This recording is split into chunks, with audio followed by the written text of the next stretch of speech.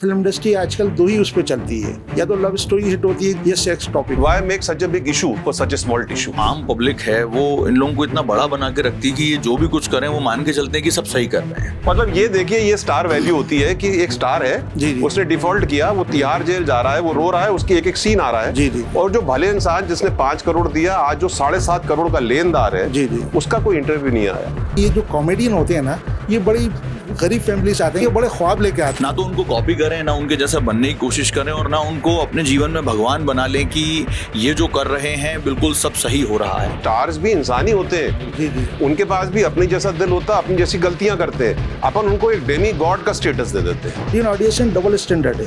वो घर में कुछ होती है, घर में राम, गली में श्याम राम।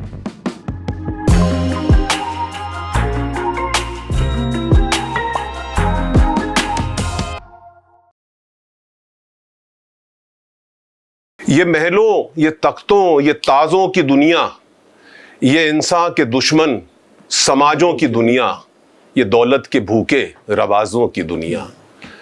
ये दुनिया अगर मिल भी जाए तो क्या है। अब देखिए, ये शायर साहब ने करीब 70 वर्ष पूर्व लिखा था, और आज का शायर क्या लिखता है कि इन सितारों की चमक पे मत जाए दोस्त, ये जलते भी हैं वीराने छुपाने के लिए। रफ़ी शबीर साहब, जी, आपका तारुफ मैं समझता हूँ कराने की ज़रूरत है। रफ़ी शबीर साहब जो हैं वो एक हिंदी फिल्म के बहुत पुराने समीक्षक रहे। आपने बहुत किताबें लिखी हैं, आपने अनु कपूर जी के साथ बहुत काम किया है, आपने रूमी जाफरी साहब के लिए किताब लिखी है। यहीं से शुरू करता हूँ, बाकी तो पीछे टाइटल है ही स्टार्स बिहाइंड बार्स। जी, जी। आपसे शुरुआत करता हूँ और राजपाल यादव के ये जो तिहाड़ जेल में जाने का एक किस्सा है, वहां से शुरू करते हैं। आपने शुरुआत, एक तो इतना अच्छा टॉपिक लिया और मुझे बुलाया, उसके लिए शुक्रिया। और आपने शुरुआत इतनी अदबी करी है, साहिर साहब से की है, तो मैं भी जवाब से यही कहूँगा कि बशीर बदर साहब का एक शेर है कि शोहरत की बुलंदी पल भर का तमाशा है, जिस शाख पे बैठे हो वो टूट भी सकती। क्या बात, क्या बात, क्या बात। और ये शोहरत की जो दुनिया है, जो आपने इस बात का रखा, ये एक अलग तरह के लोग हैं। ये अलग तरह के लोग नहीं, ये हम लोगों की तरह ही लोग हैं, हम लोगों की तरह ही जीते हैं हम लोग। लेकिन एक ग्लैमर की दुनिया है इनकी, वही अपने आप को बड़ा बनने की कोशिश में या कुछ करने में, कई वो जो चीज़ें हम में उनमें भी हैं, वो भी क्राइम से रहते हैं। और हम उसी मौजू पे हम आज बात करेंगे। तो आपने कहा है कि ये कोई नई चीज़ नहीं है। अभी राजपाल यादव साहब का केस हुआ है, तो हम इस मौजू पे ये टॉक रखी है हमने। लेकिन इससे पहले भी बहुत हो चुके हैं केस, और हम अगर भाई बात करेंगे तो बहुत सारे निकलेंगे अभी और भी केस। और ये बड़ी ऐसी दुनिया है कि जो सामने बड़ी चमकीली ग्लैमर दिखता है, लेकिन पीछे इसका अंधेरा ही अंधेरा है, क्योंकि ये अंधेरे में ही देखा जाता है ये शो। तो इसलिए इस पे हम जब करेंगे बहुत सारी बातें, तो मैं सब में पहले जो केस बात करूंगा तो मदर इंडिया के टाइम की बात करूंगा। बताइए साहब, मदर इंडिया किस वर्ष पे चलेगा अपन साहब? मदर इंडिया ये 1960-55 के बीच की बात है कि इसके बाद ये राजकुमार जो साहब थे, उनका एक स्टार बन गए थे जी। और जब ये निकले तो इनसे एक भूल में एक पब्लिक्स में मर्डर हो गया था। पहली बार जेल जाने का मेरे जो इल्म है ये क्राइम के हिसाब से, और वो फिर बच भी गए थे इसी वजह से कि वो एक बड़े स्टार थे, मदर इंडिया के बाद स्टार। मेरे ख्याल से जब वो जेल गए थे तो शायद पुलिस में थे, पुलिस में बाद आए थे, पुलिस की नौकरी छोड़ के वो जी वो मदर इंडिया के हिट होने के बाद ये केस हो गया। और ये ग्लैमर की वजह से वो बच गए थे कि भाई वो उन्होंने जान बचाने के लिए कोई अरोड़ा के साथ जा रहे थे और उनकी बीवी को छेड़ा किसी ने, पब्लिक ने, उन्होंने सेल्फ प्रोटेक्शन में शायद बचे थे वो, इसलिए वो बच गए थे। ये मेरे ख्याल से क्राइम का पहला शुरुआत है अपन ने जो सुना ये, तो ये क्राइम का। इसके बाद तो फिर बहुत सी बातें हुई हैं, और उस तरह से ये एक अच्छे दौर, जो गोल्डन एरा की बात कर रहे हैं अपन, गोल्डन एरा के बाद से फिर उसके बाद आज तो बहुत ये कॉमन चीज़ें हो गई हैं, और इसमें हज़ारों केसेस हैं, अभी अपन डिस्कस करेंगे। बिल्कुल करेंगे। मैं मिठुन से आगे बढ़ता हूँ। मिठुन एक चार्टर्ड अकाउंटेंट है। राजपाल यादव का अपन ने केस का जिक्र किया कि राजपाल यादव ने एक सज्जन से पैसा उधार लिया, 5 करोड़ लिया, आज 9 करोड़ बन गया मैं ब्याज के।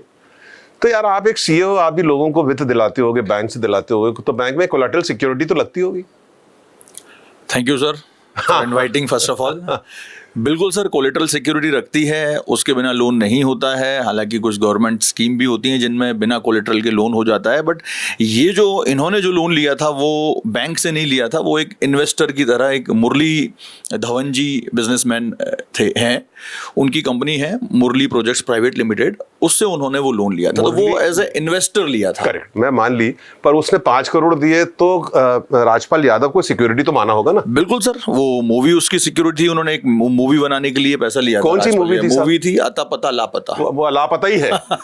वो अभी तक उसका पता चला नहीं कहीं पे। 2010 में वो मूवी बनाई थी उन्होंने, लेकिन कमर्शियली वो फ्लॉप हो गई पूरी तरह से। वही मूवी ही उसकी सिक्योरिटी थी, कहना चाहिए, और वो पैसा नहीं चुका पाए। तो आज 5 करोड़ का 9 करोड़ हो गया। बिल्कुल सर, वो ब्याज लग लग के, चार्जेस लग लग के, क्योंकि वो 2010 से चला आ रहा है किस्सा। 2010 से 2018 में भी एक बार उनको इसमें जेल हो चुकी है 3 महीने की, लेकिन उसमें भी वो 10 दिन रहे थे, कुछ 75 लाख रुपए उस समय दे के फिर बेल पे आ गए थे बाहर। लेकिन फिर उसको नहीं चुका पाए, जो भी उन्होंने प्रोमिस किए थे, जो बातें थी कि भाई चुकाएंगे उसके अलावा। तो आज जाके वो 2026 में दोबारा जब हाई कोर्ट ने उसको सुनवाई की तो उनको 6 महीने की जो है सजा सुनाई, और उसमें फिर वही इतने लोग मदद करने आ गए। लेकिन अल्टीमेटली बात वही है कि मदद कर रहे हैं, लेकिन व्यक्ति तो डिफॉल्ट करके बैठे ही हुआ है ना।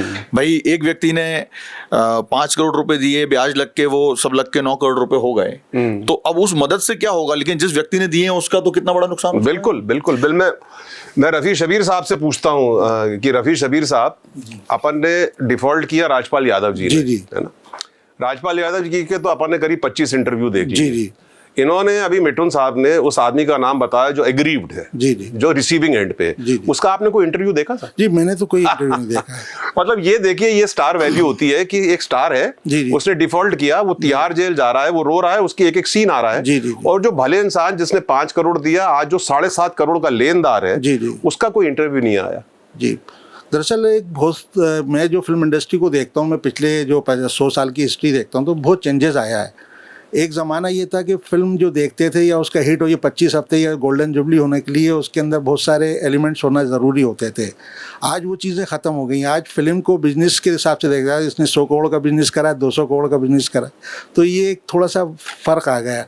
और फिर उसमें जो पहले डिस्ट्रीब्यूटर पैसा लगाते थे, आपको पहले सारे चीज़ आप कॉर्पोरेट कंपनी लगाने लगी, तो वो उसमें फिल्मों में भी चेंज आ गया। आपने पहले की फिल्में देखी होंगी ना, तो लोगो जब शुरू होता है किसी शेर से शुरू होता है, जैसे आपने शेर से शुरू करा, या कोई आरती से शुरू होता था, या सबके एक लोगो बने हुए थे प्रोड्यूसर कंपनियों के, सबके वो पहचान थी, राजकमल की अलग पहचान में। जी।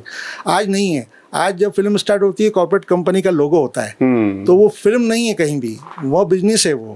तो बिजनेस, और फिर दूसरे ये राजपाल यादव जैसे लोग हैं, दरअसल ये सब कुछ बड़ा बनने की कोशिश करते हैं। उनको यकीन था कि अगर ये फिल्म हिट हो जाती तो शायद वो डबल भी देते, तो अपन तस्करा भी नहीं करते। बिल्कुल। अब ये उनको अपने सब्जेक्ट पे भरोसा था, उम्मीद थी कि मैं इससे बेहतर करूंगा, शोहरत और हासिल हो जाएगी, और उसमें वो गच्चा खा गए। लेकिन आज भी अपन जो तीनों बैठे हैं, या ये कुक स्पीक्स का एक जो माध्यम अपन ने निकाला, इसमें राजपाल यादव का क्रिटिसिज्म कहीं भी नहीं है। जी, बिल्कुल हम उसको क्रिटिसाइज नहीं कर रहे, हम तो ये कह रहे हैं जो उसका ओहदा इतना ऊपर दिया है वो गलत है। ये जनता के लिए, ये तो पूरा जनता के लिए बना रहे हैं, हमारे सब्सक्राइबर के लिए बना रहे हैं कि भाई देखो, स्टार्स भी इंसान ही होते हैं, उनके पास भी अपनी जैसा दिल होता है, अपनी जैसी गलतियां करते हैं, अपन उनको एक डेमी गॉड का स्टेटस दे देते हैं। मनोज जी, एक और चीज़ बड़ी ये खास बात मुझे नजर आती है कि ये जो कॉमेडियन होते हैं ना, ये बड़ी गरीब फैमिली से आते हैं। कि चार्ली चैपलिन से लेके अपन जो भी अपन इंडियन के देखें, जानी वॉकर देखें, महमूद देखें, राजपाल यादव जी को भी, तो ये लोग बड़े ख्वाब, जॉनी लीवर, ये बड़े ख्वाब लेके आते हैं कुछ बड़ा करने की, शोहरत तो हमें हासिल करने के लिए। तो मैंने अक्सर ये देखा, सिर्फ महमूद को छोड़कर ज़्यादातर लोगों ने जो फिल्में बनाई, क्या जानी वॉकर ने भी बनाई, वो बुरी तरह सुपर फ्लॉप गई, क्योंकि वो दूसरे के उसमें तो अच्छा काम कर लेते हैं, जब वो खुद एज ए डायरेक्टर होते हैं वो फेल हो जाते हैं, आइडिया नहीं होता है ना। तो ये चीज़ें बड़ी रही हैं। तो ये राजपाल यादव में भी था कि जिनके साथ आए थे, उनके मैं कुछ करके बताऊंगा। और ये फिल्म मैंने देखी है। अच्छा, देखी है ये? कैसी है? बड़ी अच्छी कॉमेडी, उसमें कुछ भोपाल की कायनात जी ने गाने भी लिखे थे, इस वजह से मैंने देखी है वो गाने, लेकिन वो चल नहीं पाई, और जिस तब आई थी ये फिल्म। लेकिन उन्होंने कोशिश अच्छी की थी, लेकिन आजकल ये है कि फिल्म के कोई एक जगदीप साहब ने भी बनाई थी सूरमा सुरमा भोपाल, वो भी पिट गई बुरी तरह। जी।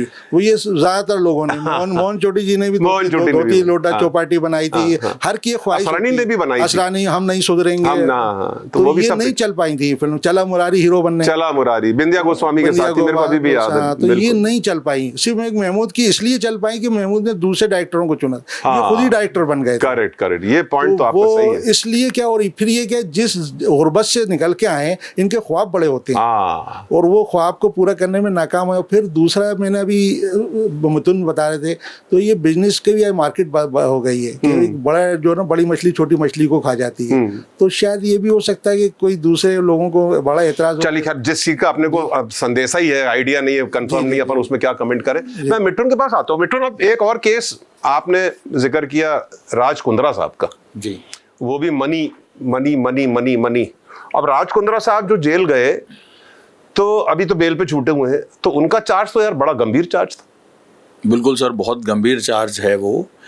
और एक तो यही है कि जो आम पब्लिक है वो इन लोगों को इतना बड़ा बना के रखती है कि ये जो भी कुछ करें वो मान के चलते हैं कि सब सही कर रहे हैं, चाहे वो रुपए का हिसाब किताब हो, कोई बिजनेस में पैसा लगाना हो, कुछ कंटेंट बनाना हो। आम पब्लिक ये मान लेती कि यार ये इतना बड़ा आदमी कर रहा है तो सब सही कर रहा होगा, वो उसको जज करने की हैसियत भी नहीं समझते। और तो मैं समझता हूँ कहीं ना कहीं इन लोगों की ये जिम्मेदारी है कि भाई कंटेंट तो कम से कम ऐसा रखें कि जिसकी वजह से हम स्टार बने, जिसको हम इतना जो हम कंटेंट दे रहे हैं, कम से कम वो ऐसा कंटेंट हो जिससे पब्लिक में मैसेज अच्छा जाए। अभी देखो उनके, अब 2013 में उनका एक IPL का किस्सा हुआ। वो कंपनी के मालिक थे राजस्थान रॉयल्स के, तो वो फिक्सिंग में, स्पॉट फिक्सिंग में, बैटिंग में उस टीम को, राजस्थान रॉयल्स टीम को 2 साल के लिए बैन कर दिया गया। अब इतनी बड़ी पब्लिक एट लार्ज उस मैच को देख रही है विद ऑनेस्टी विद एवरीथिंग, तो उनके तो सर अरमानों की वहां पे पानी फिर रहा है, क्योंकि वहां आप फिक्सिंग करके बैठे हो जस्ट फॉर मनी, रुपए के लिए। तो ये तो बिजनेस, जैसे आपने अभी कहा बिल्कुल कि भाई बिजनेस बन चुका है उनके लिए। तो आम जनता को ये बात समझ में ही नहीं आ रही है कि हमारे सिर्फ देखने भर से वो उनके लिए बिजनेस बन चुका है। फिर दूसरा चार्ज ज्यादा गंभीर है। हाँ, वो गंभीर है सर। इसमें भी देखो 2013 में अल्टीमेटली उस टीम को बैन कर दिया गया IPL से। मतलब बैन किया मतलब कुछ था वहां पे, ऐसा तो नहीं था। हाँ, नहीं, बिल्कुल बिल्कुल। 2021 में फर्दर वही कहानी होती है उनके साथ, पोर्नोग्राफी। पोर्नोग्राफी का जो कंटेंट है वो एक जनरल पब्लिक के लिए OTTs पे उपलब्ध है। आप बताओ सर, OTT पे बच्चे भी देख रहे हैं, 16 साल के, टीनेजर, सब तरह के लोगों के लिए। तो आप पब्लिक के लिए तो ऐसा कुछ है ही नहीं उसमें, आप तो सबको बिल्कुल गुमराह करने की कोशिश कर रहे हो। अच्छा, इतने बड़े आदमी ने कंटेंट बनाया यहाँ पे, तो उनको लग रहा है कि भाई ये तो देखना चाहिए, कंटेंट बनाया है किसी ने तो ये तो देखने लायक चीज है। अब वो उसको देख रहे हैं, देख के उससे चीजें जो है प्रभावित हो रही हैं, गलत हो रही हैं। तो just because for what, money. तो जो आपने बोला कि साहब पहले एक मैसेज हुआ करते थे मूवीज में, अब सिर्फ बिजनेस बन गया है, सिर्फ कॉमर्स बन के रह गई ये चीजें। तो मुझे लगता है कि अब 2021 में पोर्नोग्राफी केस में मुंबई क्राइम ब्रांच ने उनको जो है अरेस्ट किया, उनके खिलाफ FIR हुई। अभी भी वो केस चल रहा है, ठीक है, निर्धारित नहीं हुआ है लेकिन केस चल रहा है, सब जुडिस है। अगर ऐसा होता कि भाई कुछ होता ही नहीं उसमें, तो कहीं ना कहीं वो अभी तक फ्री हो गए होते चीजों से। आज भी वो लंबित है, चल रहा है, ठीक है। हमको पूरा बिल्कुल भरोसा है, डेफिनेटली जो भी डिसीजन आएगा अच्छा आना चाहिए, एक ऑनेस्ट आना चाहिए। बट जनरल पब्लिक तो इससे कितना प्रभावित हो रही है। बिल्कुल। आप एक CA हो और चार्टर्ड अकाउंटेंट हो, अब जैसे ये कुंद्रा साहब ने IPL में पैसा कमाया, लाइफस्टाइल तो बड़ी प्रभावित है साहब, जो अपन टीवी में देखते हैं, और पोर्नोग्राफी से पैसा तो आया ही होगा। तो ये पैसा चूंकि ब्लैक का है पूरा, बिल्कुल, अगर कमाया है, मैं फिर रिपीट करूं, अगर कमाया, भाई चार्जेस प्रूव है तो कमाया तो हो गई। तो ये लोग इसको डाइवर्ट कैसे करते हैं यार, ये क्या करते हैं इस पैसे का, इतना काला धन लेके इसको कैसे, उसको how do they use it? आप तो एक CEO, क्या करते होंगे, क्या स्ट्रीमलाइन क्या करते होंगे ये लोग? सर देखिए, जैसे अभी भी आप लोग कभी कभी सुनते होंगे कि इस देश में 2 इकोनॉमी चलती हैं, एक सेकंड इकोनॉमी, एक फर्स्ट इकोनॉमी। फर्स्ट इकोनॉमी जो हम देखते हैं कि भाई बैंकिंग ट्रांजैक्शन, करेक्ट, तो वो दिखता है हमको कि पेपर पे ऐसा हुआ, ये हुआ। एक इकोनॉमी है सेकंड इकोनॉमी, जिसमें ये लेन देन सब कैश में होते हैं, हवाले पे होते हैं, कैश में होते हैं, सिर्फ बातों में हो जाते हैं कि मैं आपको ये यहाँ भेज दूंगा, मैं आपको ये यहाँ भेज, जुबान पे हो जाते हैं। और वो जो सेकंड जो कैश में होता है, एक्चुअली वो पूरा ट्रांजैक्शन होता है कैश में, क्योंकि उसकी कोई ट्रेल नहीं होती। यूज कहाँ करते होंगे, मैं यही तो कह रहा हूं। सर ये क्या रियल एस्टेट में जाता है? बिल्कुल, फर्दर टू फर्दर यूज है। अभी मान लीजिए किसी चीज को बनाने का खर्चा है 5 करोड़ रुपए, लेकिन एक्चुअल में उसमें लग रहे हैं 9 करोड़, तो जो बाकी के, या 10 करोड़, तो जो बाकी का एक्स्ट्रा लगा है वो वही पार्ट लगा है, बी पार्ट जिसको बोलते हैं, वो वही पार्ट लगा है क्योंकि वो कहीं ना कहीं से तो जनरेट हुआ है। उसमें वो जीएसटी भी नहीं दे रहे हैं, उसमें वो इनकम टैक्स भी नहीं दे रहे हैं, एक्चुअली दे आर उसमें किसी भी प्रकार, जी बिल्कुल पूरा टैक्स सेव कर रहे हैं, टैक्स सेव कर रहे हैं, किसी भी प्रकार से वो किसी भी पेपर पे उन चीजों को लेकर ही नहीं आ रहे हैं क्योंकि वो इतना जनरेट हो रहा है। अब बैटिंग इतने बड़े लेवल पे हो रही है, सट्टा इतने बड़े लेवल पे हो रहा है, तो पैसा भी बहुत होगा। बेटिंग का तो मैं फिर भी बोलता हूँ अपने इंडिया में लीगल नहीं है, कई कंट्रीज में बेटिंग लीगल है। बेटिंग में तो चलो आप इतना नुकसान नहीं कर रहे जितना आपने दूसरे सब्जेक्ट में किया, पोर्नोग्राफी में किया। वो एक सब्जेक्ट अगर प्रूव होता है तो बड़ा एक दर्दनीय और बड़ा एक अनफॉर्चुनेट सब्जेक्ट होगा कि इतना बड़ा आदमी और इतने बड़े फिल्म स्टार का हस्बैंड उस लेवल पे गिरा। Again I am saying subjected to the decision by the court, मैं पूरा कोर्ट का ऑनर करता हूँ। पर इसमें एक रफी शबीर साहब के साथ में बाहर बैठ के अभी गप्पे मार रहा था तो ये पोर्नोग्राफी की बात हुई तो मैंने कहा एक बड़ी पुराना किस्सा है पूजा बेदी का, जी कि पूजा बेदी से बहुत जमानों पहले पूछा गया था, अच्छी ऑन द रिकॉर्ड है, कोई मेरी तरफ से फैब्रिकेटेड तो है नहीं, कि what do you think about virginity. जी जी तो she gave a very good reply कि why make such a big issue for such a small tissue. जी। तो अब ये इनका आप अगर सिद्धांतिक देखो तो इनका बड़ा सिंपल रिप्लाई है कि वो कोई वैल्यू रखता नहीं है इनके। चलिए एनीवे, वैसे तो मेरे जहन में था, रफी शबीर साहब से बात हुई थी, सलमान खान का देख लीजिए, संजय दत्त का देख लीजिए, 1993 में सर संजय दत्त का हुआ। अब जो लोग वहां रहते हैं बंबई में, उनका तो ये कहना था हाँ भाई कसूरवार था, फिर छूटा, फिर सुनील दत्त साहब लगे, तो एक वो बड़ा एक मेजर किस्सा था। फिर सलमान खान साहब तो 2 जगह रहे, और एक तो वो शूटिंग वाले में रहे जो उन्होंने ब्लैक डियर, जो बड़ा जो राजस्थानी पूजने बांधते हैं, वैसे बहुत पूछते हैं। और मैंने एक वो भी बनाया है, एपिसोड बनाया है सलमान खान के, जिसमें एक फॉरेस्ट ऑफिसर ने वहां के फॉरेस्ट ऑफिसर का नाम लिया और उससे दावा किया इतना सच्चा आदमी झूठी रिपोर्ट दायर ही नहीं कर सकता। तो ये भी किस्से हैं। अब इन किस्से के बारे में क्या बोलेंगे सर? एक किस्सा 2001 का फरदीन खान का, जिसमें वो ड्रग्स केस में कोकेन खरीदते हुए कोकेन के पोजीशन में पकड़े गए इतने ज्यादा। तो अब बताइए, फरदीन खान इतने बड़े हीरो रहे, लोग उनको मानते थे, करते थे सारी चीजें, तो अब जो एक आम बच्चा या एक टीनेजर या लोग उनको देख रहे हैं, उनके लिए तो वो बिल्कुल भगवान की तरह है। और अब आप भी ड्रग्स ले रहे हो, कोकेन यूज कर रहे हो, तो उनको लगेगा यार this is doable, this is normal, ये तो नॉर्मल, ये तो नेचुरल है, मुझे भी करना चाहिए, इसमें क्या फर्क पड़ता है, जब ये लोग कर रहे हैं तो मैं भी कर सकता हूँ।